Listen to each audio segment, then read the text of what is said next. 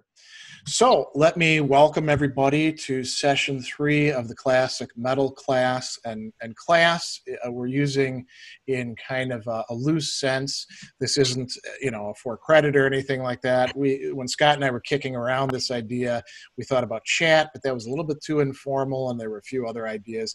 But there is kind of a structure to this. So Scott and I are going to be discussing some stuff, and we can take some Q&A pauses in the middle of it and address stuff. But usually what we do is we present for a while, and then we do a lot of answering questions. Scott is a professor of guitar. That's kind of a cool thing to be a professor of at Berklee School of Music. He's a musician who's done a lot of gig work, a lot of studio work, has 3 albums to his name, and it, like me, is a lifelong metalhead. All of you know me. I bill myself as the heavy metal philosopher. I was surprised nobody had already taken up that slot. But I have a blog by that name. And what we do in this is we talk about some stuff having to do with music history and our shared love of these different bands, but we also bring in some philosophical ideas and questions. And today, what we're going to be talking about is identity.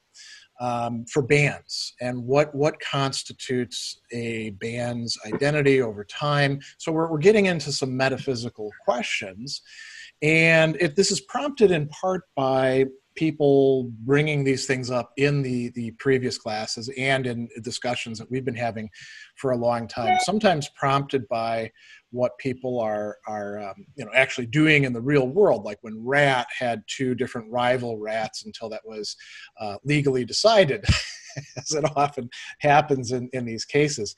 So before we jump in, I wanted to discuss very quickly one of the questions that I polled all of you on as sort of a baseline. So I asked all of you, if a band has no original members, should we consider it to still be that band? And 50% of you said in all or most cases, no. It is no longer that band. 50% of you were willing to say, yeah, in some cases, it's still that band. In other cases, no. And nobody said, sure, so long as there's continuity, it's still that band. And I think this is really interesting because there we go from Chris. He's already anticipating where I'm going with this. If we look at like sports teams, right? Sports teams, here in Wisconsin, we have the Packers, and Aaron Rodgers is an integral member of the team, but he's going to retire someday, and that's going to be a different team, and we shuffle people in and shuffle people out. Bruce points out that symphony orchestras do remain the same over time. So the genre of music makes a difference. And I was doing a little bit of digging around online to get a little bit of background on this. And I think that it may not be the case. Metal might be kind of at one side on this. I think in some other genres of music, people are more willing to say that a band can be the same band even though it has no original members, or, as we're going to talk about a little bit later, perhaps no essential members. If you think about boy bands like Menudo, for example, the whole business model of Menudo is you shuffle guys in, you shuffle guys out. Now, that couldn't work with Iron Maiden or somebody else who we were talking about briefly before this with Motorhead. And we'll get into reasons why. So, metaphysical issues, right? I'm not going to go into like a long dissertation about this, but I'll point out a few things that fall within the scope of what we call metaphysics in philosophy. One is that what we're talking about here is sameness, things remaining the same over time. And I want to say that this is an ambiguous term. It doesn't mean the same thing. We could say sameness is not the same in every case. By the way, if you want to look for an early discussion of this that's playing around with those ideas, Plato's Sophist discusses sameness and whether sameness is the same and all of that. The biggest thing that we're looking at here is not just sameness, though, but identity. What is it that, in a band keeps it being the same band. And Bruce was, we were joking around a little bit before that he showed me his Van Halen t-shirt. For quite a few people, when David Lee Roth left and Sammy Hagar joined, they were like, I don't know if this is Van Halen anymore, even though the two Van Halen brothers, of course, were still in it. And so, these are some really interesting metaphysical issues. And more broadly speaking, we can say, okay, well, what is it that actually remains the same through all of these changes that are happening? That is a classic question in philosophy that goes all the way back in the West to pre-Socratic philosophers, and then is approached in Plato and Aristotle and the Hellenistic philosophers, all the way down to the present. So we're going to, I'm not going to be bringing up a lot of different philosophers, but we're going to apply some of these ideas in terms of these bands. The other thing that we might want to think about is continuity. This is really important when it comes to the relationship between parts and wholes, and we can look at a band as being some kind of whole, a unity that musicians are parts of. Like when we think about putting together super bands, which almost never work, the parts aren't really that compatible with each other. But in the case of a lot of these other long-standing bands, we do have some sort of unified whole, at least until it starts shedding off parts and bringing in new parts. So when we're thinking about the unity comprised by a band, it's tempting just to look at the members of the band. But I think we might also think in terms of a couple other factors as well. And I don't have some sort of unified theory of this.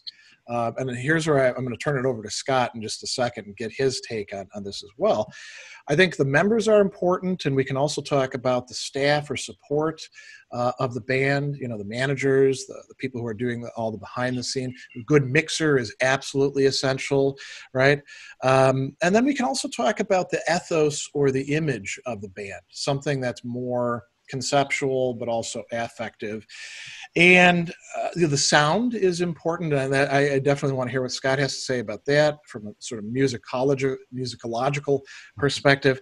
But I also think that we can talk about the unity of a band residing partly in its catalog, the recorded things, and then its set lists at concerts.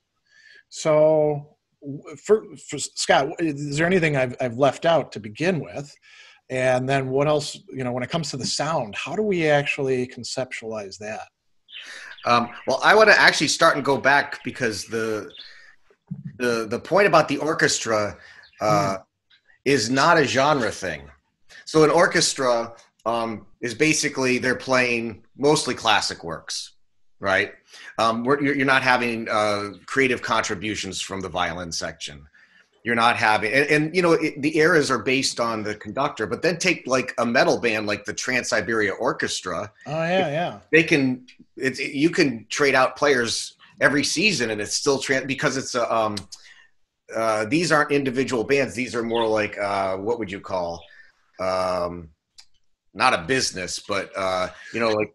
Well, there's a conversation going on in the chat that's kind of germane to that. Bruce points out that Gene Simmons says he doesn't want to be in a rock and roll band. He wants to be in a rock and roll brand, which is kind of similar to that, right? So anyways, I just thought I'd point out that that's not so much a genre thing, but if you have an organization. Yeah. So Trans-Siberian Orchestra, clearly a metal thing that happens around Christmas. You can have Joel Hoskra in one time, Chris Caffey in another. You can have Jeff Scott Soto sing. And there's also an West Coast and an East Coast version of the band. Oh, I didn't know that. So there's different players on the West Coast. It's a franchise then, in other words. Well, that's what it is. Okay. I guess that's what I'm trying to say. Now, but that's a great point, because Trans-Siberian Orchestra, you could buy those records, but nobody's concerned with who's in it as long as it's a metal music. They're usually well-known metal musicians. So they're interchangeable. As far as sound, do you mean as the sound changes with new members, like Sammy Hagar joins and the sound of Van Halen took a different direction? That's a great example because there was such a radical change in sound. I think it's very helpful to think about examples when we're going through these sorts of things. So Yeah. let's contrast that to, say, the Scorpions going from Uli von Roth to Matthias Jobs. Less of a, I mean, there is a change that's discernible, but it's less of a radical change. I suppose in part because Hagar is not only contributing different vocals in a way quite different from David Lee Roth, right? But Very. also playing some guitar stuff on it too. And part of the writing process now. Right. Which is a big thing. And we shouldn't forget about technology. So the 80s was probably one of the most unique periods in pop music history, where all of a sudden nobody was playing traditional instruments. If they were playing Fender Stratocasters, they were super strats with all this new stuff. Nobody was interested in using the technology from before. Keyboards became polyphonic, meaning you could play more than one note at a time. And these sounds were introduced in all music, not just metal, but we started to hear it, in turbo.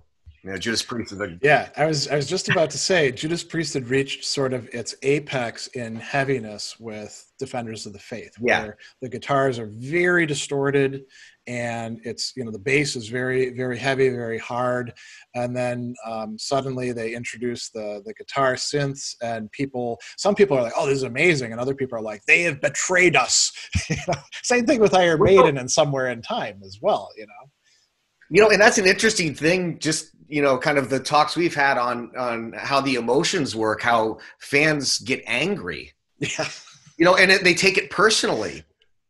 But I remember Somewhere in Time. I mean, all of a sudden the Marshalls went away and they were using what they call Rockmans. And just to tell the people that don't know what a Rockman is, Tom Schultz from the band Boston invented an amplifier. And if you hear those Boston records, that really kind of funky, weird, futuristic sounding guitars he always had, well, those were Rockmans, and Iron Maiden dropped the Marshalls and took the Rockmans. That's why we have this not so heavy guitar sound on that album, and guitar synths. So technology plays a role, because that's the same band that recorded Peace of Mind. Right. Yeah, in terms of players, but they're doing things differently. And so let's jump into something that people have asked about in this class and in many other places. It's sort of the paradigm for these questions, but it actually only applies to certain bands, and that's the Ship of Theseus example, right? I think we're mostly all familiar with this. If we're not, as soon as I talk about it, you're going to recognize it. It comes up in Plutarch in his Life of Theseus, but Plato had talked about something quite similar in the Symposium in terms of the mind and the body and all these sorts of things. And the idea is so that the ship of Theseus takes off, and over time, every single part on that ship gets replaced, but none of it gets replaced all at once. So, you can think of a crappy car that you have that you buy, and, first the wheels go, and you get rid of them, put new ones on, eventually the transmission goes, get rid of that. I mean, you can't get rid of, maybe you can get rid of everything, I don't know, but you have to imagine doing that. And how does this apply to bands? Well, you have bands where there are no original members. And, I mentioned Menudo is where it's like part of their business strategy is to do that. But I think in a lot of cases, it just happened because nobody expected these bands to be around 40 years later. And they've had to swap parts in and swap parts out, those parts being people. So I have a number of questions that are kind of connected with this. One is we'll think about, well, is a band with no original members still that same band, the Ship of Theseus problem? But we'll also talk about cases where there's one original member left, because some of them I think we would say yes, and some of them perhaps we'd say no. We can also think about bands where they have a breakup, and then because metal became big and profitable again later on, they reformed. Is it the same band or isn't it the same band? Like bands like Raven, we can say, well, they're definitely the same band. But some of these bands that reconstituted themselves because they could play at Wacken and make a buck, I don't know. And then I think another really interesting question to think about is when we've got two rival versions of the same band, which is the band, right? It's sort of like that thing that popped up all the time in shows in the 1970s and 1980s where one's evil twin would show up, and you could always tell by the goatee, but then suddenly the goatee would go on, and somebody had to shoot the right one. Well, which one is it? Which Saxon is it? Which Queensryche is it? Which Rat? So we're going to get into those. And then there's one other question that I think is really interesting that comes out of just the thinking about identity in metaphysical terms. And that's, if you take away certain members, does the band quit being a band? And I think the Van Halen case is kind of like that. Is David Lee Roth essential enough to the band that you take him away and it's no longer the band? I guess the answer is no, right? But consider another case. What if you took the Scorpions and took Rudolf Schenker out of the band? Would it still be the Scorpions? I'm tempted to say no, because he's the main songwriter. He's the one who formed the band, held it together. I think he is the only original member left of the band as well. And then there's a few other questions that we can bring up as well. And here's where I'm gonna put out a proposal. I don't have this completely thought out. Scott might call me on it and say that's nonsense, or any of you might as well. I think that the focus on original members might be a bit misplaced. I think that we might need to talk, and I'm not real happy with this term, so I'd be ecstatic to hear a better term than this, but I want to talk about essential members. Ones who became central to the band at a certain point in time. Sometimes they will be original members. So if we think about Motorhead, Lemmy was both an original and an essential member. If we think about Iron Maiden, Steve Harris is both an original and essential member. But I would go so far as to say that at this point in time, Bruce Dickinson is also an essential member. So we'll talk about that in just a bit. But let's talk about the Ship of Theseus then first. So what are some bands in which we have no original members? First one that comes to mind for me is Thin Lizzy. Phil Lynott is long dead. Brian Robertson, long gone. Gary Moore, well, he's dead too. The only person who's, you could say, mint condition from some version of the band is Scott Gorham.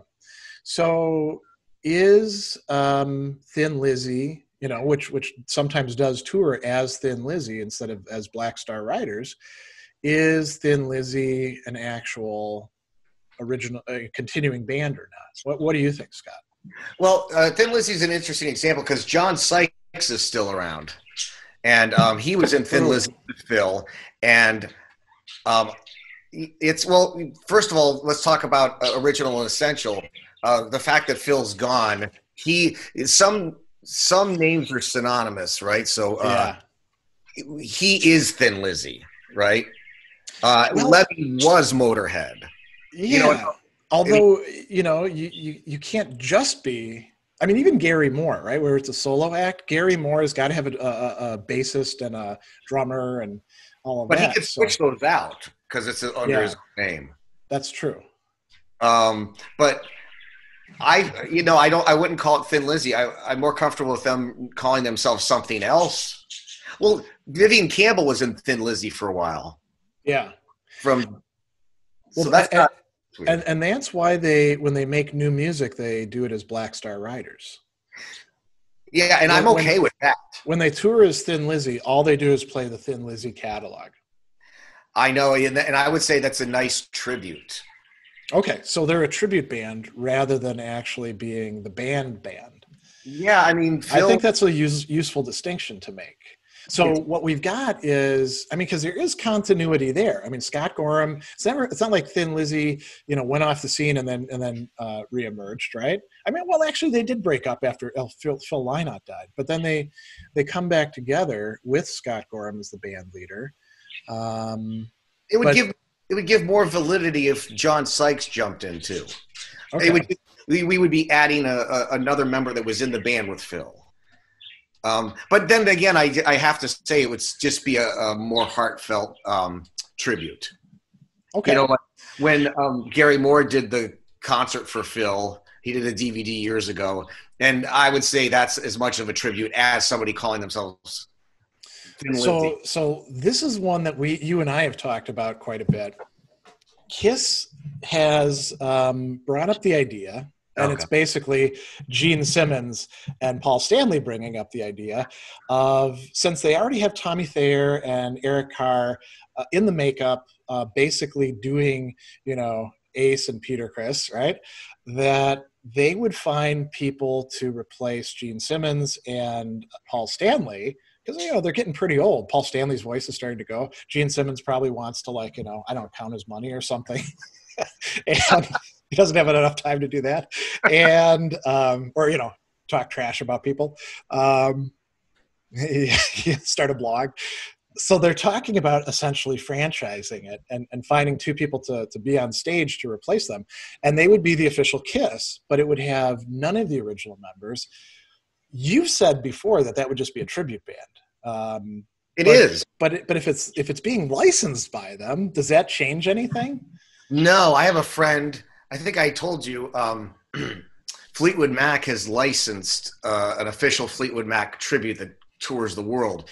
And so two of my friends from Liverpool, one is the Christine McVie, the other is the Lindsey Buckingham. And we've gone out to see them. And before, Mick Fleetwood, there's a big screen, and Mick Fleetwood said, "These are my friends," and I'm sure that Mick Fleetwood's getting a percentage of, but they're, even though they're licensed by the real Fleetwood Mac, they're still a tribute band. Okay. I mean, their job is to try to make it sound just like the record, not like the live versions. Like, he said what he got like stems from the producers to play live with the band. And they even go back to the Peter Green stuff. So, yeah, so they would just be licensing it. It would be a Kiss tribute band that Gene is still collecting money from. And Paul probably gets a little bit. Oh, and Paul, I'm sorry, yeah. Yeah, so they would split it 50-50. I memean, in other words, Gene's pretty much just figuring out a way to make money when he doesn't want to be on the road anymore. Because that's an interesting idea. Because other bands might pick up on the same model, And let's talk about another one that's out there. Should we consider it to be the same band? I'm going to say no, and it's Quiet Riot. It does have one, what we could call essential member left, Frankie Benali, the drummer, but there are no original members left in the band. Frankie Benali wasn't an original member of Quiet Riot. I'm not even sure we can consider him an essential member of Quiet Riot. Who's singing now? I don't know. I was looking it up earlier, and it was all people I don't know. Well, that's the ethos. I mean, sometimes a front person. Well, it's like the David Lee Roth thing. Let's just go back to that. You mentioned ethos in your introduction. Sammy Hagar and David Lee Roth, ethos entirely different as front people. The image has changed. It's not completely different because they both like to party. That's clear. But they party in different ways, Sammy Hagar could party fairly responsibly, I mean, when I saw them when they actually went on concert with the first tour, it was Michael Anthony who was like chugging, Jack Daniels. a whiskey. I don't know how the guy kept playing. Maybe it was fake or something like that. But David Lee Roth was definitely, in ethos, he was like Mr. Hedonist, Oh, exactly. He was Mr. Self-important. Look at me. He's actually a bright guy. I've heard him speak, but he had this whole shtick that he was just like, almost non-coherent, not really with it, but like, sharp performer, kind of a goof. Yeah. And Sammy took his job a little more seriously, it seemed. But yeah, that held in common. We still need to be the party kings, right? Well, here's an interesting thing from Bruce with Van Hagar, and that's a good point. A lot of people did start calling it Van Hagar. The lyrics became simplified, and in some respect, they became less raw. You think about some of the stuff on Van Halen 1 or Fair Warning. That's some pretty raw stuff. Or even Van Halen 2 with Dead or Alive. I mean, it was definitely more raw. I mean, of course, Van Hagar took on different subjects. I mean, Right Now got a little political with a Yeah. video, and David Lee Roth would have never done that. I don't think. I've never heard him do anything political. Yeah, I can't. Nothing comes to mind. The subject matter did change, though. The lyric subject matter did. Yeah. That first album, 5150, was a shock. I remember buying the tape and putting it in my mom's car going, what is this? I didn't know if I was disappointed or what, but I did like it in its own way. But I was like, this isn't Van Halen. Yeah. But you have a new writer, a new front person, a new singer. Yeah. Quite true. Yeah. Oh, there's another one. I'm sorry. I wanted to say Bruce also said something cool about Queen. With Queen. Adam Lambert. Yeah, yeah. And, there was a lot of controversy, but Freddie's gone. And there's nothing we can do about that. And I never got to see him with Freddie, but Adam was fantastic the times I've seen him. And I got to see Brian May play guitar close to me, which was, and, it's the band. It's him and Roger. So that's, I do want to talk, I want to shift the conversation to talk about this essential members idea, but that reminds me of something else. Listening to an interview on NPR about the possibility of a Who reunion, what's left of the Who, right? And I'm trying to remember who it was. It wasn't who was talking. He said, this is just not possible. We can't get along, And I think there's, and he also said one other thing that I thought was really brilliant, which is when we were touring, we'd get to play maybe 13 songs out of our catalog. Why the hell would we want to add any new songs to a catalog that we already don't get to play most of the time? But this not being able to get along thing, this relational aspect of it, a band is a unity, right? And a unity only works when the band members can actually be on the same page. Sometimes that's why we were talking about super groups often don't work, or even groups that have big egos. Like you think about the split in Dokken between Don Dokken himself, very talented, came up within the rock and roll thing, and George Lynch, who had to leave and do the Lynch Mob. Or Kiss, Ace Frehley really couldn't stay in Kiss. It didn't help that he was like high and drunk all the time. And they didn't like that. But I think even if he hadn't done that, I don't think he could have stayed in Kiss. And so, it's not just enough to have the members. They have to be able to function, or you can't really have the unity of a band. I mean, Van Halen provides us with some sad examples of that, with the Van Halen brothers ostracizing Michael Anthony for not breaking quickly enough with Sammy Hagar. I find that, really quite sad. Yeah, no, I agree. But let's talk about this idea of essential members, and that'll lead us into the one original member thing. So I think that we can talk about essential members who come on to replace earlier original members and then become a central part of the band. So, for example, in Iron Maiden, they went through a number of different guitarists and singers. Dave Murray is really close to the origin of the band, but he wasn't the first guitarist. Right. I think he's an essential member. Yeah. I think Paul Di'Anno thought he was an essential member, and then became no longer an essential member. So, then he was replaced by somebody who I think is arguably an essential member, and that's Bruce Dickinson. And so, we could look at other examples. I think Deep Purple provides us with another classic case. Ian Gillan, is he a original member of Deep Purple? No. He replaced, I don't even remember the name of the first singer, but he wasn't great. He wasn't Gillan. Gillan and the Mark II lineup is the paradigmatic version of the band. And I think we can say some people are more essential than others. So, a great example of this, we talked about Motorhead a little bit earlier. Lemmy is original and absolutely essential. You can't have Motorhead without Lemmy. Fast Eddie Clarke, really important. And, but the band went on after him. Brian Robertson never became an essential member because he didn't really get along with anybody, and he was kind of a weird, addition. Wurzel, essential member. And I think we can say this with other things as well. What makes somebody essential? So here's where I'm going to turn it over to Scott as well, because I want to throw three things in your lap.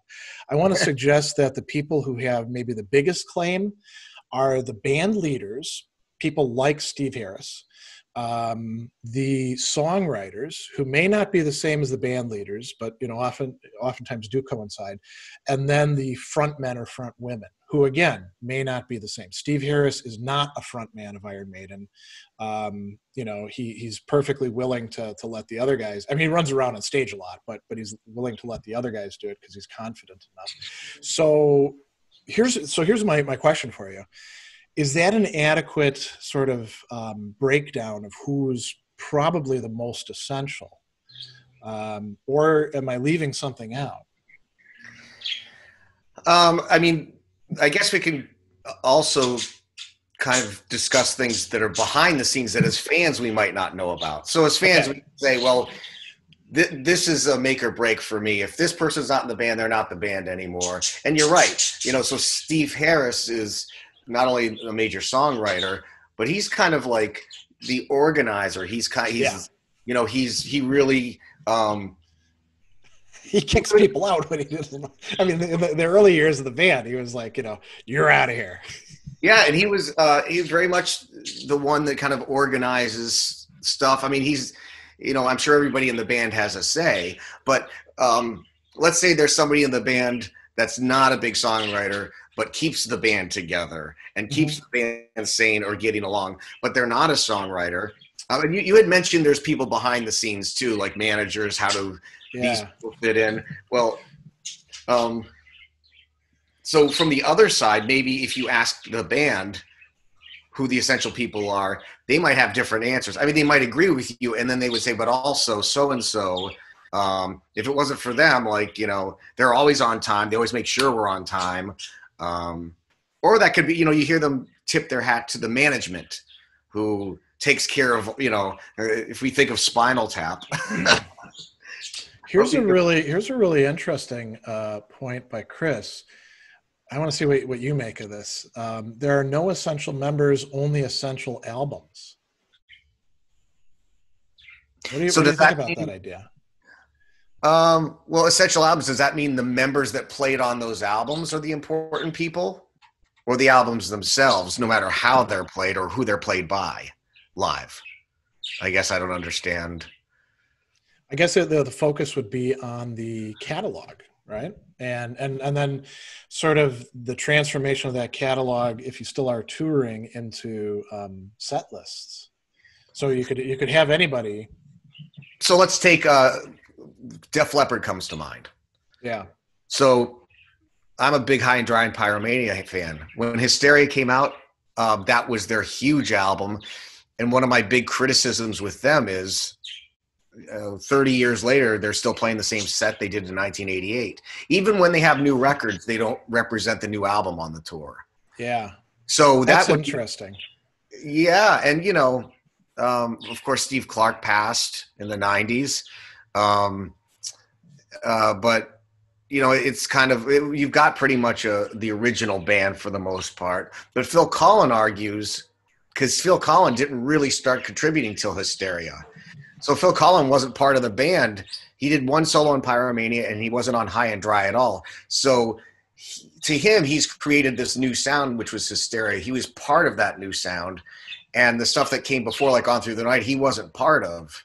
Yeah. And so that's an essential album, I think many would say, even if it's not my favorite. But also now we have this new guitar player that's contributing this new way guitar is playing texture or the way the music sounds. And then they go back and play some of the High and Dry stuff, and it's not as convincing. That's interesting.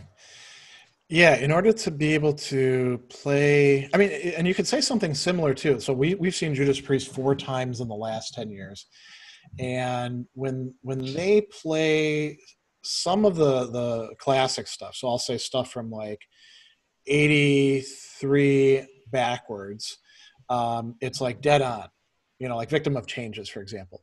But then they'll also play some of the stuff, and I think it's Rob Halford's influence. He really does like that, like the drumming where it's way too much drumming, and it's like a very, it seems very heavy, but it kind of loses some of the heaviness, and you're like, I wish you would have played this song a little bit closer to the original, not as if you're in a 1990s, I don't know, thrash band or something like that,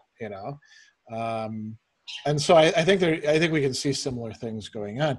Now, that said, we don't want to say, well, musicians, when they come into concert, they must play exactly the way they did in 1980.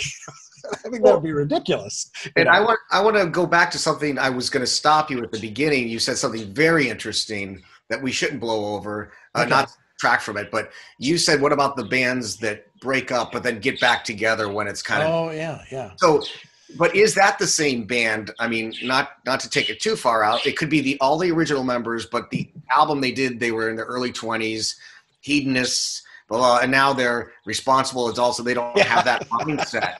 So is it still they're going to bed at 9 o'clock? Yeah, and so is the music coming across like that? I mean, is it coming? And like people will say, well, why don't you write like that first album?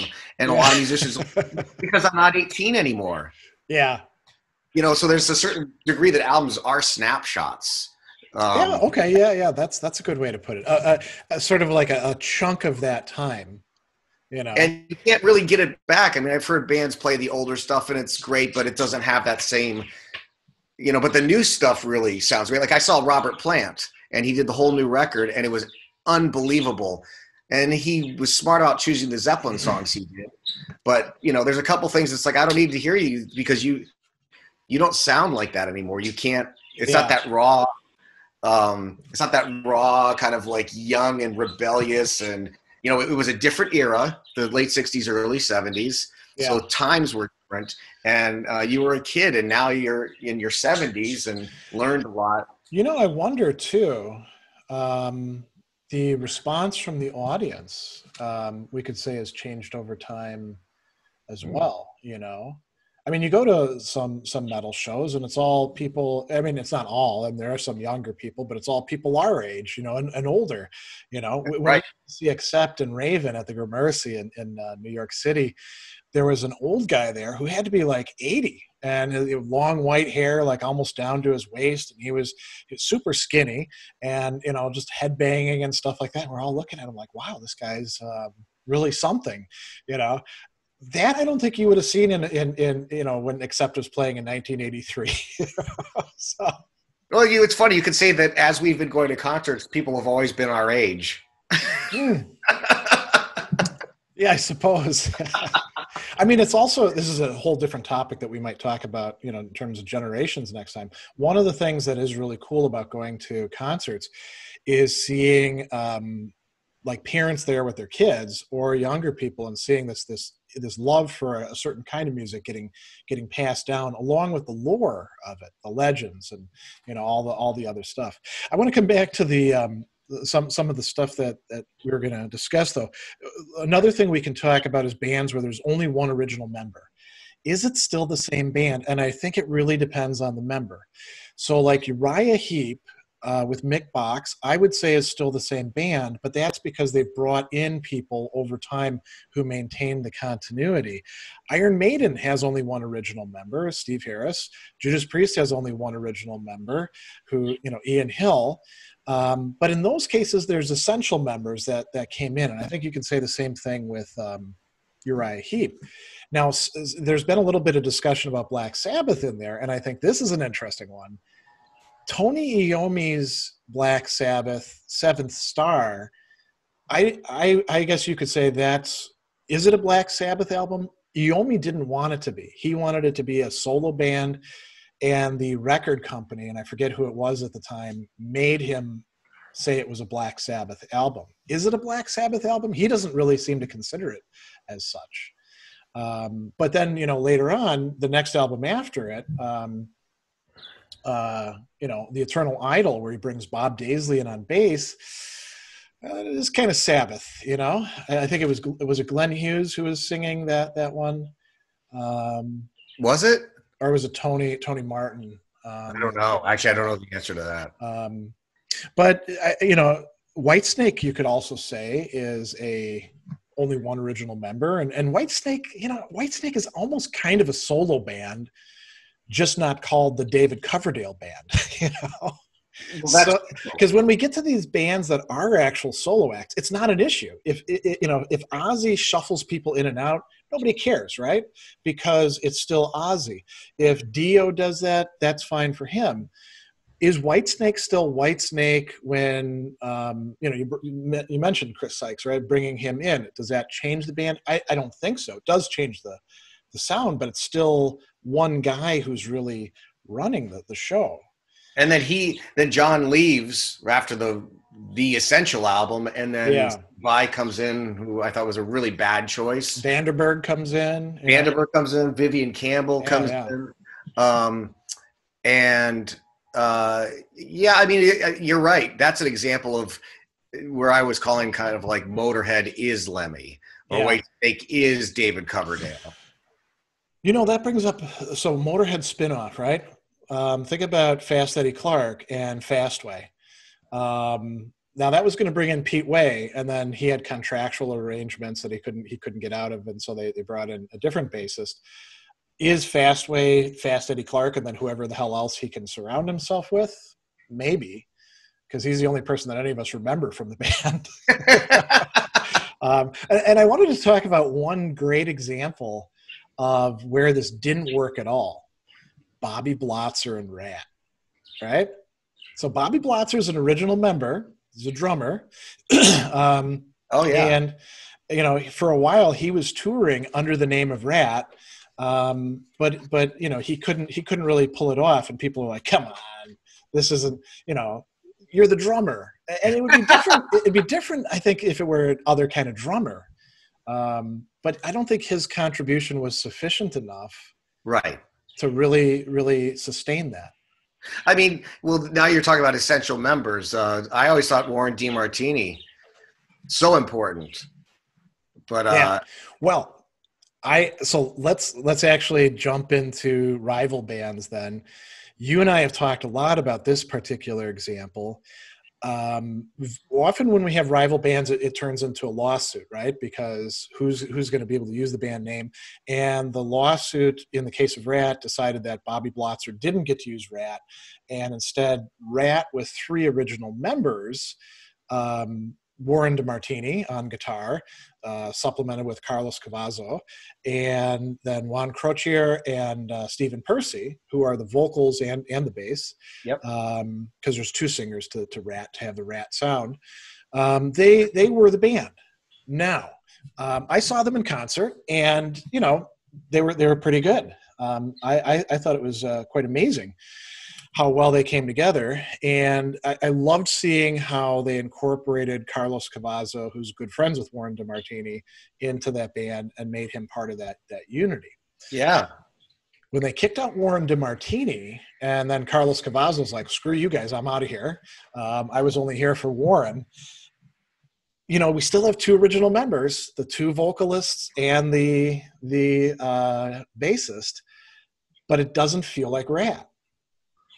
You know, they surrounded themselves with a bunch of young, who knows who these guys are, who might have been in Rat, you know, tribute bands for all I know. I have a hard time taking that seriously as Rat, and it's you know, it's kind of sad because I really do like you know, Juan Crocier as a bassist, and I like the Rat sound, but I don't think you can go and see Rat anymore. What's your take? No, I feel the same way. Like I remember it might have been the late 90s or whatever. Rat was playing and Warren sounded great. It was the band, maybe the early 2000s. But no, I agree. You can't really see Rat. You can't really, you know. Anymore. No, it's done. But here's a question I have for you. Something that we keep kind of dipping into. What is the criteria when these bands go to court? What are the ethics involved in the judge deciding, like what is the criteria the judge is using for? Here's where it gets really complicated because some of these cases are in American courts and some are in British courts. And I haven't actually looked at the court rulings. I've only looked at articles that talk about the decision. So it would be interesting to see what's, whether it was like good legal reasoning or just kind of made up on the fly. Well, I think that part of it is like thinking about who's more essential, but they also do have to look at, like in the case of Riot, they had a covenant that they'd signed together back like in the early days when they're all living in one apartment. Right. And so that played a role in it, if I remember right. Another great example is Saxon, where there were two rival Saxons, and this got decided by, I think, a trademark court or something in Britain. Graham Oliver, who was original member, but who'd been really kind of screwing up, got kicked out of the band, took over the name, started billing his band as Saxon. Meanwhile, Biff Byford and the rest of the band, and Oliver's replacement, they were touring as Saxon, and then they got sued by Graham Oliver as Saxon, and then the court found in favor of Biff Byford. So now Graham Oliver still tours as like Graham Oliver Saxon. I think he may have another original guy with him now too. And this is sort of a technique that people use. So Bobby Blotzer can say Bobby Blotzer's Rat, not. Well, that's it. Such. And Dennis DeYoung Sticks. But I think this is interesting because I feel like we're discussing it as fans, like what criteria is as fans. So I'd be curious, maybe this is some research I'll do on my own. What is the criteria in legal ethics, or you know what I mean? So if we had a judge here that entertains these cases, would they say, well, this is what's important? Yeah. Mark has a good comment here about this. Best advice I ever received as an artist: always make sure your contracts are sorted before you put out any creative content. Yeah, especially these days, I think. But, when people get together, they often don't want to do that right at the start because they're so into, we're going to make some great music together, and there's that whole sort of informality to things. Well, the contract thing is interesting, but I will say something that any contract could be challenged because of changing circumstances.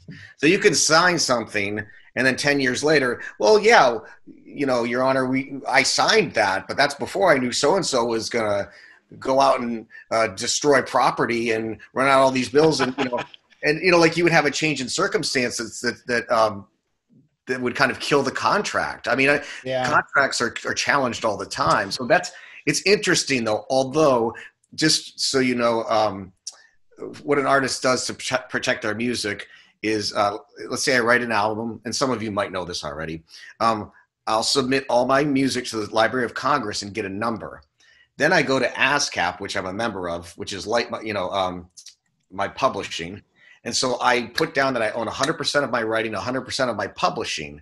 There's no gray area there. That's not so much a contract. So I think more than contracts, if you write as a band, you better register who gets what percentage, and that stays. Yeah. And that's pretty black or white. But that's how it would work. Like, Van Halen always said we all wrote it, so they all wouldn't complain about money, right? Well, that was one of the big complaints that Michael Anthony had, was that he was essentially being like pushed into being treated just as a hired hand, that the Van Halen brothers were kind of pushing everybody else out. So yeah. Now one band that has actually managed to pull it off and have what we can call rival bands, but do so in a less acrimonious way, is Tank. And you could say if anybody deserves to be called Tank, it's Algie Ward, because he's the only original member by the time that the other two guys who have the other Tank, Chris Evans and I think Mick Tucker, before he was working with these two brothers when Tank was a threesome, the Brabs brothers. And Algie Ward, now the reason why Algie Ward left Tank, and not just from being sort of a cantankerous guy, apparently he's got some health problems, so he can't do a lot of touring and stuff like that. So he still produces Tank stuff though, where he is the whole band. He plays the bass, he does the singing, he does the drums, he does the guitar, in his home studio, and puts out albums every once in a while. Most recent being, if I remember right, the T-34 Into the Pit. The other Tank, the one that's actually touring and has, if I'm not misremembering, Doogie White as the singer, who's like bounced around from band to band ever since Rainbow Days, is Evans and Tucker, who were in the most important Tank album, Honor, which was in the 80s, that I would say is probably the definitive Tank album, has some of their biggest hits on it. And they're both producing albums, and they won tours. I don't know if they actually pay L.G. Ward anything. I don't know what the arrangements are, but they're not like fighting with each other about like who gets to call themselves Tank. Well, and that's where registering the material, you'll get money, although it's gray area with technology these days. So if he's home writing the music, and then they play in ASCAP venues, he should be getting checks because it's his music. You mean like when they're playing classic Tank stuff on tour? Well, you had the example of him writing the music because he has health problems, like by himself. Well, he doesn't write for the other Tank. He writes just for himself, right? And then he produces that, and that album comes out, and then the other Tank has brought out at least one new album in that time as well. But when they're on tour, much of their catalog is older Tank stuff, Yeah, and any kind of sales, with download sales, he should be getting checks, right? But merch, he should. I wonder if he has a merch agreement, but like definitely they're his songs. So if they're sold or being licensed out, the check just shows up in the mail. Yeah, from BMI or ASCAP. Probably not going to be that big of a deal unless he manages to get Geico to bring Tank on next, right? Well, that's the sad reality of where we are now. Yeah. That, unless you sell it to Geico to use that, that'll license it. That'll be. So there's one other rival band one that I want to get your take on, and we'll see what everybody else thinks about it as well, and then we'll like switch to the answering questions thing. So we got Judas Priest, right? And they have two young guys, relatively young guys, as their guitarists who've replaced the original Glenn Tipton and K.K. Downing. And Glenn Tipton, he's cool with that.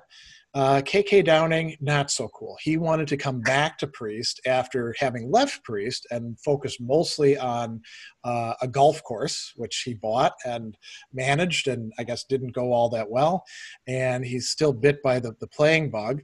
So he has formed a new band, which is called K.K. Downing's Priest. Now, that's clearly an attempt to try to ride on the thing, just like Paul Di'Anno did with Iron Maiden stuff. That's right.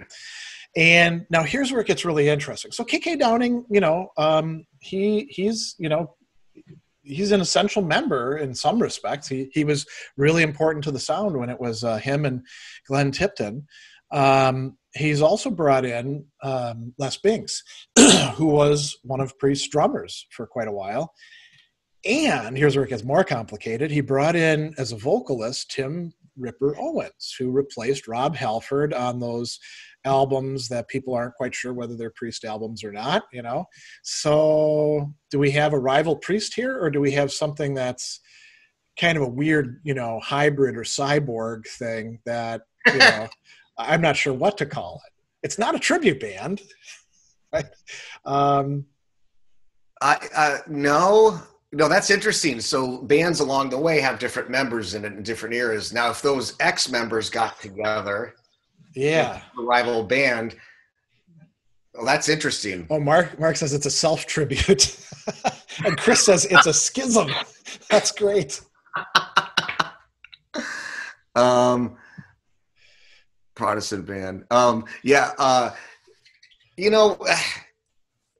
guess the test to me is, am I going to buy a ticket to see K.K. Downing's Priest? Oh, that's interesting. A very pragmatic test.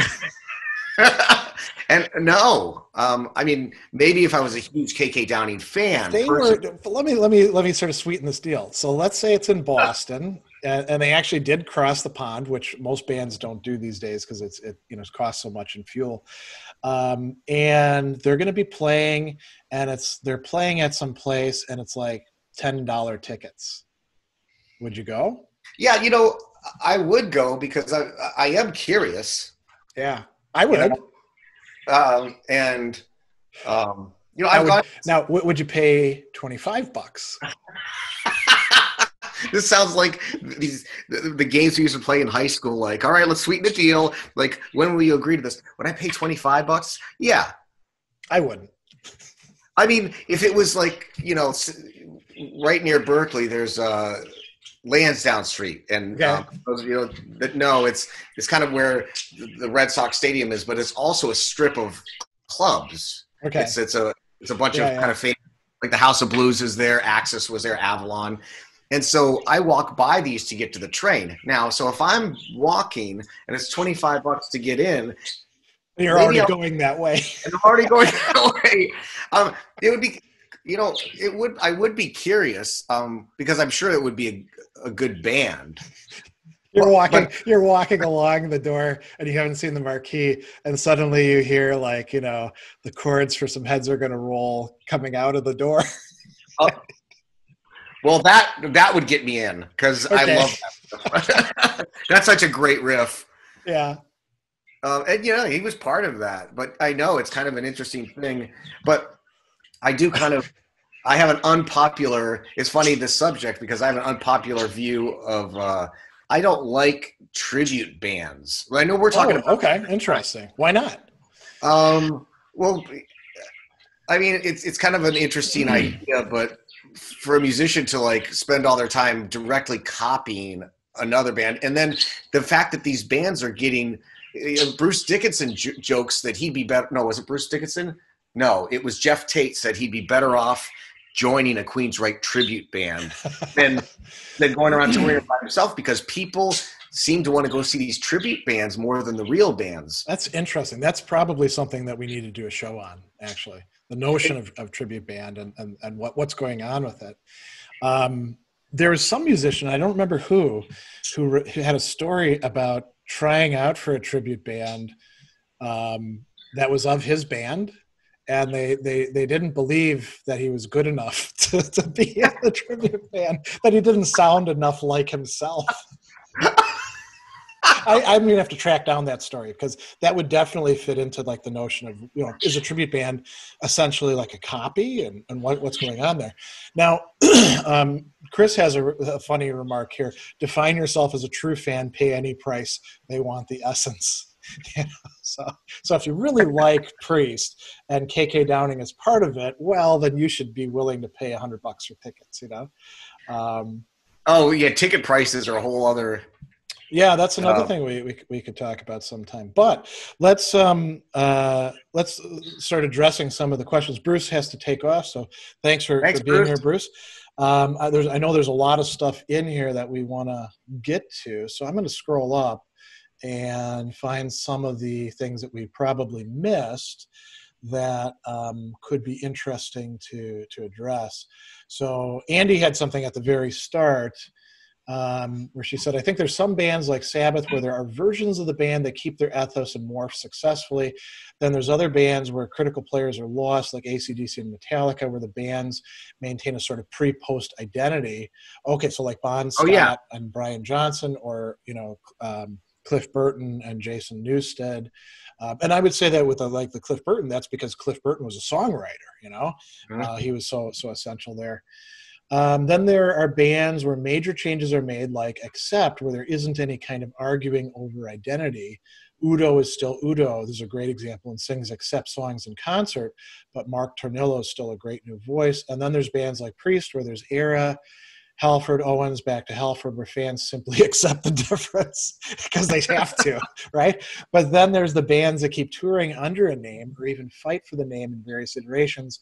It feels more like a claim to fame and not a musical shift, or a claim to money, A claim to money. Yeah. So Accept is an interesting one because when Udo left, if they wanted to be jerks about it, they could have said, you can't sing any of our old stuff, but they didn't do that. Instead, they sort of like said, good luck, buddy. You sing whatever you want. And, we were kind of fortunate in that for a while. We had, after Accept like reformed, both Udo and Accept out there touring around, doing Accept stuff.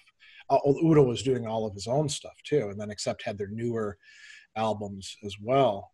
But Accept really has turned into just the two, Baltes and Wolf Hoffman, and it seems like they haven't been able to get along either. And so I don't think there's much, as far as I know right now. It seems like Accept is kind of dead in the water. Yeah, I do like what Andy says a lot, because I guess I was leaning towards this before. You have a new band. Well, like we could go back to the Van Halen example. The good news is he wasn't trying to be Roth. They weren't trying to write the same stuff. So it was a new era. It was, and then the music from there on out became, the new sound of Van Halen. Van Halen, because the two Van Halen brothers were in it. Eddie's playing. It's the Phil Cullen thing with Def Leppard. Yeah, I didn't like when Hysteria came out, but he did invent this new song that catapulted them up into like #1 status. And even though that was a big change after 4 albums, he became it was still Def Leppard with a different sound. Yeah. But this whole thing about with the Bon Scott thing, of course, with AC/DC and it changes, but I think it keeps the integrity. I mean, AC/DC kept the integrity of the music. It was. They certainly stuck to the same themes, drinking and whoring and beating people up and stuff like that. They didn't compromise on any of those angles. An interesting one too, when we talk about essential people, not to jump around, but as these things pop up, Led Zeppelin ended when John Bonham died. Yeah. And rightly so. And I think there can be some cases where you simply can't replace the person who goes. Like, I don't think Iron Maiden can be Iron Maiden without Steve Harris. No, I agree. Even if he trains his kid, who's a bassist, to take his place, I don't think it works. Well, it's like Wolfgang and Van Halen. His son plays bass, but certainly Michael Anthony is a very distinctive voice in the choruses of those songs. His playing, people put him down, but listen to those albums. He's panned to one side. Sounds great. And he had a unique voice and a personality. Let's talk about the personality of someone like him on stage. Yeah. Now, here's another one from Mark from much earlier on. Scott's response suggests that bands don't have the final say on their own identity. That identity rests primarily with the audience. That's kind of an interesting idea. The audience, and let's say maybe the fan base. Maybe there's decisions that get made kind of en masse. Let's think about the Rat one, right? So okay. Stephen Percy and Juan Crochier they got these 3 young guys with them, and they're out there. They have the Facebook thing and the Twitter, and they're the Rat Pack and all that stuff. And we're the fan base. We're like, yeah, guys, we don't buy it. So maybe there is something to that. And to go back to there's some discussion in there about Black Sabbath. There were some people who were like, this is not the same band, Ozzy gone, Dio singing. I think they did manage to integrate Dio in there. And then, there's more changes too, because, right, Bill Ward leaves and Vinny Appice is now the drummer. So now you've just got Tony Iommi and Geezer Butler. But the introduction of these guys really revitalized Black Sabbath. I mean, you listen to the Mob Rules. It is, and compare that to Never Say Die, it's not a new band in the sense of brand new, but it's a new era for Sabbath. Well, that's it. Yeah, I totally agree. Now, it's funny about the ethos image thing. we'll consider Styx a classic rock prog band from the 70s, but I Okay. saw them in the 90s, and it was the original members, but of course, Chuck Panozzo was diagnosed with AIDS and couldn't tour. They got this young guy that dressed up like a hipster from the 90s, and with his bass really low, he looked like somebody that would be in Green Day. And they hired this kid because they were thinking, well, this look's going to really bring in the young crowd. And we're in the audience going, I don't buy this. Get this guy off stage. Yeah. It's interesting because that, again, I brought up the Brian Robertson thing, who had been with Thin Lizzy. And then when Fast Eddie Clark leaves Motorhead, and Fast Eddie Clark leaves Motorhead because he feels the band has lost its way and it's no longer the same band that they started with, because Lemmy is doing duets with, Wendy O. Williams and Getting Too Close to Girls' School and all of that sort of stuff. Yep. So Fast Eddie leaves and they bring in this guy, Brian Robertson. And, if you got a 5-piece band, I think you have a lot more room for like bringing in a new member who doesn't quite fit. But when it's your lead guitarist and your only guitarist, and he, the other two guys are dressed like, how denim jackets and leather and long hair and stuff like that. And Robertson is coming on in biking shorts. The other thing that was really central too is Robertson refused to play earlier stuff. He said, we're going to play what's on Another Perfect Day, the album that and Another Perfect Day is a great album. Sure. But he didn't want to play the older Motorhead stuff. So he's like forcing a division right there. And the fans did not like it. They were like, who the hell is this guy?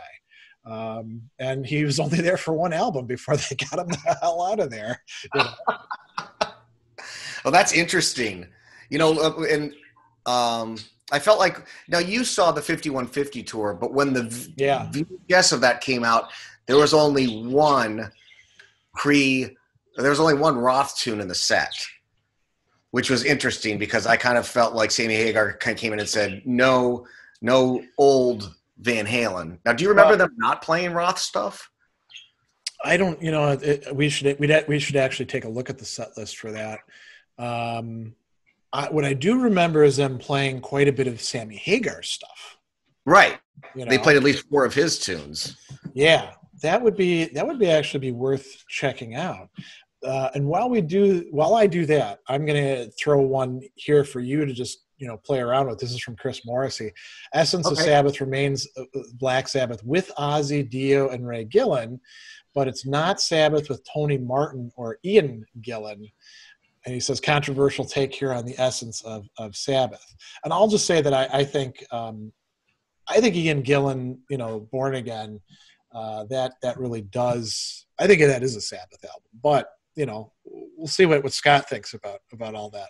While I look up the set list for. You look up the set list. The interesting thing is, Iommi's the central, most important member, I would think, right? Because he came up with these classic riffs, right?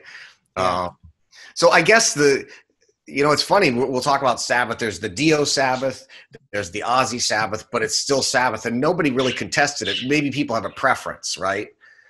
Of the eras, but maybe this kind of goes back to it's more, and tell me if I'm getting the question right. Maybe it's going back more towards essential members. And so Tony Iommi's still writing great riffs, and his guitar tone's the same, and it's very central to the sound. And Geezer Butler's there. And Geezer Butler. Yeah. So when you bring in, and Dio and Ozzy were worlds apart in vocals. Yeah. But the sound was, still heavy, still. Am I answering the question right? I'm sorry. Did I miss an aspect of it? I didn't read it. No, I was just looking for what your take on that is. I mean, I think this is one of the things where we're probably not going to have consensus on among Sabbath fans about what exactly is essential Sabbath. I mean, the most exclusive or inclusive thing would be, any album they produce is Black Sabbath. I mean, I would even go the 13 album that came out. Yeah. I was not happy with it, I heard it while I was on the road. Somebody had it. Yeah. This isn't going back that far. It's or is time flying for me? It came out in 2013. Oh yeah, so it's been a while, but I was on the road and somebody had it with them. So in the hotel room, I listened to it, and I just remember feeling underwhelmed, like it was kind of yeah. Well, it was like it had the characteristics of Sabbath, but it was kind of like I felt like they phoned it in. Yeah. And it was like, it's time to put out a Sabbath album, so we could just put one out. And that's funny because maybe I'm wrong, but it just seemed like all the B takes that they didn't want to keep on their other albums, and they were left off the albums for good reason. Yeah. Okay, so I got the set list.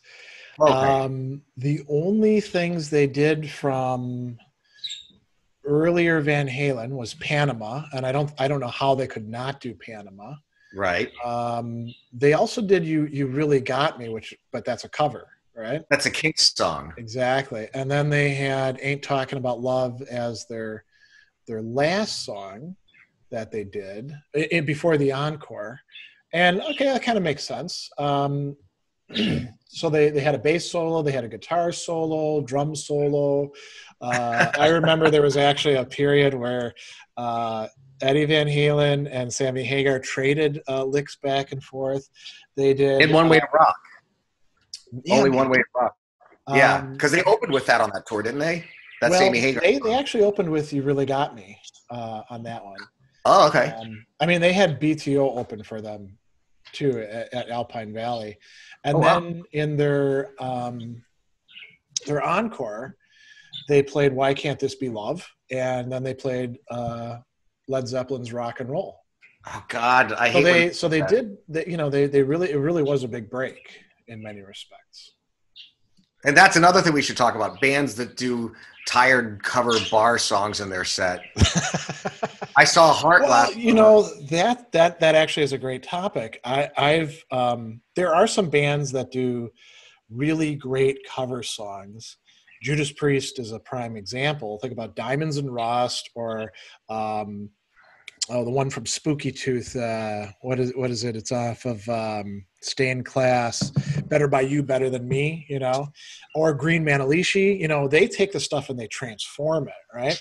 Or another band that I'm really fond of their covers is Wasp. The Real Me. I actually like that better than the original. But you're talking about them. I'm talking about throwaway songs in a live concert where it's like any bar band, like you throw rock and roll at the end. It's like, I mean, you could have, and I always like go, oh my God, you could have just been doing this song. Now, when I saw Heart last summer, they did 5 covers, and including a 15-minute version of Comfortably Numb.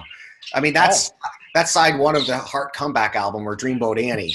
And I'm thinking, why are you selling tickets? And they did a Paul Simon tune. They did and when people just left. Yeah. This is a little bit off topic, and I do want to get back. So is that. But Raven, when they did their Kickstarter campaign to put out Extermination, one of the things that they had for people who contributed to the campaign, which we did, is a special CD called Party Animals, and it's all covers, but it's all covers by the Gallagher brothers and their drummer, and it's quite good. It's sort of like Metallica's Garage Days revisited, right, where they picked just the right songs. All right, so there's a good joke here from Chris and Bruce. I don't know if you saw this. Now Yes tours with Billy Sherwood, and then Bruce said, then the band should be called Maybe instead of Yes. That's good. That's a good one. Oh, real quick side story. I'm friends with a keyboardist that played with Alan Holdsworth for years, and he's a huge Rick Wakeman fan. And he was with Alan Holdsworth years ago, and they were going to go backstage, and security said to him, no, they're not seeing anybody. And Alan Holdsworth looks at him and goes, the night Yes said no. That's good. I mean, these are music royalty people that weren't getting back. So it's a funny thing. And I 13 delivers exactly what it intends. Subpar nostalgia. You're not wrong. but I enjoy it. Okay, but you know, It's sad to have to say that sometimes, right? I'm going to scroll back into the deep cuts, and okay. because there were some things in here about metaphysics. Oh, Before that, so where is this? no 360 deals, by the way. This is a great point for anybody that doesn't know what the 360 deals are these days. That's where Live Nation will pay you a huge sum of money. Like U2 is a 360 deal band. This was, I think, to an earlier point when we were talking about who gets what money. 360 deals for some of these huge acts are guaranteed millions, and then they just go on the road and don't have to worry about. Live Nation will worry about it. So the 360 deals of something to be known at this day, who's getting those and who are the ones that are barely can afford to go on the road. Yeah. I mean, like when Raven has to do a Kickstarter to fund an album, you know, But there's no more record labels. There's nobody investing in, but you have people like Spotify taking a big chunk of your work that they not invest in. Yeah. That's more of an ethical topic, but anyway. And that might be something that we talk about, the changes in the music business over time and how that's affected, you know, what's available.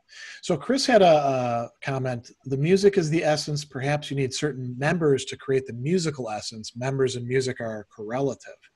So that the music would be what's essential. And then you could say that the musicians are also causes, in that they are activating something or they are unfolding something, you know, and sometimes they can only do it together, right? I mean, it's a remarkable that Algie Ward can in fact be Tank all by himself. I don't think most musicians can pull that off. You know, they need somebody else to play with. Even Dio, who by the way could play all the instruments, and sometimes would actually, according to people I've talked to, would actually like go over to musicians and say, "Here's how I want you to play it." Like pick up their guitar and do that, or go over to the drums. He recognized that you're not a band by yourself. You have to have other people to work with. That's right. Yeah, absolutely. There are some deep cuts in. Alfonso had a thing. A band is rotating session members outside of metal. A lot of contemporary groups like Snarky Puppy and Ghost Note work this way. Trying to think of a metal group who may have done the same, where they kind of rotate. That's very true. Yeah. But Snarky Puppy is a good example. But why am I forgetting the bass player's name? Who's the leader? It's pretty much he's Snarky Puppy. Okay. And that's a rotating bit of players. But a metal, well, it's Trans-Siberian Orchestra is the one that comes to mind. It's definitely heavy metal, but it's a rotation because it's more of a business than it is a band. It's like it's kind of a seasonal business, as you pointed out. And not only that, it's kind of a touring show. Yeah. Rather than, it's like it's a show, not like a concert, but like an event that moves around. Kind of like, I don't want to compare it to a circus, but it's kind of, that's a horrible, but you know what I mean? That it's kind of like, it's different in that way. Yeah. Session players in bands moving in and out. It's been acceptable. I mean, Red Beach was in Dokken for a while from Winger, and it wasn't George Lynch, but you're taking well-known legends and putting in their band. So somehow that's kind of like, wow, Doug Aldrich is in this band now. He's legit. So it's not like, I wonder if that. I mean, even in the 80s, you look at some of the bands that we talked about last session in the Sabbath, Purple Nexus, and the bands that came out of that. Right. And they would have some of their members sometimes like recording on an album, and then, that person would have some job somewhere else, and they wouldn't be on the tour. They'd bring somebody else for the tour, Yeah. Yep, that's true. You always had like the keyboardist off stage, right? That was the poor keyboardists. They get less respect than the drummers, Well, Fitz from Night Ranger was actually Van Halen's for a while. He went on. So when he left Night Ranger, he was touring with Van Halen, but I think he was off stage playing keyboards. On the first Dio album, the guy who played keyboards, and I mean, think about whether you could have Rainbow in the Dark without the keyboards, right? Right. He was not actually a full member of the band at the time, it was only on the second album then afterwards that he was integrated into the band. Like I said, the poor keyboard players, you know. So all right, so Mark has a good question here. What about bands that keep the same members but change the name and the style of the music? For example, Gravedigger to Digger, Vow Wow to Bow Wow. Are they still the same band, just with a different image, or different bands entirely? I'm tempted to say if they're changing both the name and the style of music, that they've become a different band, even though they have the same members. Now, a good question is, when they go on tour, do they play the old stuff? Oh, yeah. Or when they go on tour, it's like, no, this is this band. We're not that band anymore, so you're not going to hear any of that. I mean, it reminds me a little bit about Spinal Tap when they have the split, and then they do the experiment with like doing jazz fusion stuff. You know, are they still? I mean, of course they've lost one member, but are they, as Spinal Tap, a heavy metal band playing jazz fusion stuff, are they actually the same band? I would say, they've lost their way, you know. Well, the argument backstage was they were trying to put a set list together. Yeah. And without Nigel, a lot of the stuff didn't work. Like, they couldn't do Stonehenge because of the solo and so Derek Small said, "Well, that's a snug 5 minutes." And then anyways, he goes, we're going to do what I've always wanted to do, the Jazz Odyssey. And they had no choice but to go out to the festival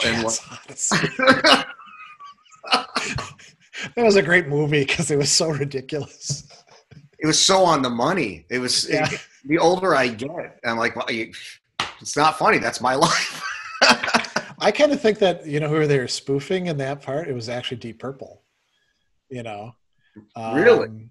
Yeah, I mean, you listen to some of the stuff that's happening on like Stormbringer, and you're like, okay, I can see where they're getting this from. I mean, it's good stuff, but half of Stormbringer is definitely not heavy metal, Well, they keep asking Christopher Guest. He's never revealed. He says, nope. They're like, was Nigel after Jeff Beck? Nope. Was it Iron Maiden that you're making fun of? No, it wasn't. He claims in 1974 that some unnamed British band came into a hotel, and you can see this if you look this up. And he says, the manager goes, "Well, where's your bass?" They're checking into the hotel. He goes, "I don't know. Where's your bass?" "Maybe I left it at the airport." And he said, "I was watching this for 15 minutes, and that's where I got the idea for the Spinal Tap thing." Wow. Okay. And but he does it with the perfect accent and everything because they do a great British accent. But he said it was a well-known band, and then the bass player was so out of it, and the manager is like trying to check them, and he can't believe that he'd lost his bass. And he didn't seem concerned. He's like, I don't know. Maybe it's at the airport. Yeah. Here's a remark from Alfonso. Some songs really do translate differently from studio to stage. If the band ages over time, they may play these songs with a maturity and nuance not present during the times of recording. That's a good true. Point. Yeah. That's very true. And I've heard that. I've heard some bands years later revisit a song, and they brought the tempo to where it feels better, right? Yeah. When you're younger, you tend to do faster tempos. Dio had to, towards the end of his life, sort of step, a couple keys down. He was still powerful, but he couldn't reach those highs. And his voice matured. I mean, he got better, in my opinion. Yeah. Now, another great example of this that's kind of funny is Venom, because when they first started playing, they admittedly were not very talented at their instruments. Right. And, their first album, the production level is so low that you almost can't tell how bad they are. But there's a famous story where Henry Rollins, I guess Black Flag and Venom were playing together, and Henry Rollins actually got like in a fight with them because he's like, "You guys suck." But they become better and better musicians over time. So you can well imagine that if they're playing stuff off like their first 3 albums, and I think they actually, if I remember right, I think there's 2 Venoms out there right now too. There's a Venom and Venom Inc. Is there? I didn't know that. I believe so. Yeah. And, but presumably they actually know how to play quite well now because, they hadn't actually been playing that long when they formed their band. So All right. Chris has a couple remarks. So maybe heavy metal illustrates temporal essences rather than atemporal essences, not like Platonic forms. The Aristotelian notion of essence is needed to make sense of it all, substantial form versus accidental form. Eddie, Eddie is the essential member of Iron Maiden. The Eternal Idol is Sabbath with Ray Gillen. Yeah, okay. So my argument, Ray feeds the substantial form, Tony is an accidental form. So there's something going on, but it's, I mean, how to put this in sort of layman's terms. What's really essential is there. It's not something like a Platonic form, eternal, unchanging. It is something dynamic, and other people can pick up on it. And this is also to steer it in a different direction. This is why you can have tribute bands where they're not doing anything original, but they're taking the form, and the closer they are in spirit to the band, the more successful. It's not just about sounding just like the band, Yeah. All right, we've got a lot of other things here as well. Chris has another interesting thing about tribute band recreates the form without the original matter. That works in terms of Aristotelian stuff. A lot of discussion of 13 here. Here's an interesting one from Mark. And you can talk about this because you've done session work and gig work. I think session musicians don't get the credit they deserve within a lot of the metal community. Scorpion's acoustic covers of their songs are amazing, really develop the originals. So two different points there. But yeah, I mean, what do you think about, you've been a session musician and you've also played, live with a lot of different, not just in metal and in rock, but also in R&B and jazz. What's your take on that? I'm thinking there's this one, the session player thing has changed because if we go back 30 years and you bought an album, you had all the credits in it, right? So I played on, I played on a bunch of albums, but one in particular was kind of a metal album, and I came up with a lot of the parts, and I was paid outright for my time, so it was like X amount of dollars per session or per tune. But since I was a guitarist on the album, so I really kind of produced the guitar parts in the sense that we're going to double track these, and the artist really kind of let me go with it. In hindsight, I should have asked for some writing credit. But now this comes out, my guitar's all over it. My parts that I created are all over it, but my name's not anywhere. Yeah. So, I got paid for it, but in the past it would be like, the deal would be like in the 90s when I was doing records, it would be, okay, obviously I get credit in this album, visible credit. Like you're not going to put me down in the tiny print.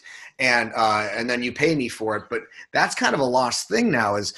And then for the live situation, that's a tough thing. If you're I had something where I replaced Skunk Bagster in this American Vinyl All Stars, and Skunk Bagster is the Doobie Brothers guitarist and was on all the Steely Dan records for a time. And that was one of my scariest moments because people pay tickets to come see this band to see Skunk Bagster, not some punk kid like me. Although I feel like I did a really good job and people were nice to me, but I was kind of ready for hey, I'm just doing a job here. And Jake must have put up with when he filled in for Randy Rhoads after Randy Rhoads died. He said it was brutal. And he was kind of like we could call him a session player, but he joined Ozzy and and he'd been established and he was in Mickey Rat and he'd if I remember right, I think he played in Quiet Riot for a short period too, right? You might be right. I don't. He'd kind of circulated around the LA scene quite a bit. He definitely was. But the thing about the session player thing is, we make contributions, but we're not members, and that gets overlooked. So the album sold okay. Downloads. But it's funny. I never got a single message about my contribution to it because people didn't know who contributed to it. Yeah. So Mark says the term gig economy seems to apply quite literally in the music industry. I think that's quite right. And then Alfonso says, also had the thought of situations where original members are prevented from touring due to travel restrictions. And oh yeah, this is something of the present. Loudness was supposed to play right here, just like 20 miles south of Milwaukee, and something got screwed up with their visas, and the whole American tour was postponed, and obviously they missed that thing. But there are, if you have a band with people from different places, that's true. They could be. You could have to have a fill-in from somebody from another band, and there could be medical things as well. Well, yeah. I mean, here's an interesting one. And this is a great for the topic. So, Foreigner, only one original member, the guitarist. What's his name? Why am I forgetting his name? This is terrible. Anyway, they were touring with Night Ranger, and I remember his name. The original member, the guitarist, got very ill. So the guitarist from Night Ranger learned the set one night and filled in 10 shows. So now you're having 10 shows with no original members. Wow. God, why am I forgetting his name? Mick Jones. Am I right? Mick Jones, yeah. So was it Foreigner who had no original members, or Night Ranger at the time? No. Foreigner only had one original member on that tour, and that was the guitarist. But the guitarist got very ill. So Night Ranger, one of Night Ranger's guitarists, had to fill in the next 10 shows. So you're talking 10 shows with zero. We got Jeff Pilson on bass from Dawkin, Joe Hosker on guitar those nights, and everybody else was just a fill-in, even the singer. I mean, Lou Gramm, there's no Lou Gramm, and well, he was one of the great voices. So like that would be interesting. Is that the straw that breaks the camel's back as a fan? You bought a ticket and you end up saying no original members. Yeah, no, actually that reminds me of something. Blue Oyster Cult. Yep. Buck Dharma, he's the only original member left, right? Or is there anybody else? Okay. Eric Bloom. And what's his name shows up sometimes and performs with them. He left a long time ago. But yeah, what's his name? The rhythm guitarist and keyboardist, he died. But I feel like Blue Oyster Cult, Eric Bloom and Buck Dharma, those are the essentials. They do most of the writing. Yeah. If not all the writing. They're the faces of the band, really. So but they're the only two original members. Actually, Kasim Sultan from Utopia was in that band for a while, which is interesting. Yeah. And then what's his name was in, which I thought was a great fit, Rudy Sarzo. Oh, wow. So he was in Blue Oyster Cult for a good 5-6 years, and he was great. He was fantastic. Yeah, I mean, not somebody who you'd imagine like his career trajectory going that way, That's interesting. I mean, in a way that kind of raises the stature of Rudy Sarzo. You're like, well, you can play this, you can also play this kind of stuff over here. And he was great because like they had an album where Randy Jackson, who was actually a bass player, played on this Blue Oyster Cult album in the early 80s, and they've avoided those songs because the bass player couldn't play those parts, but Rudy Sarzo could.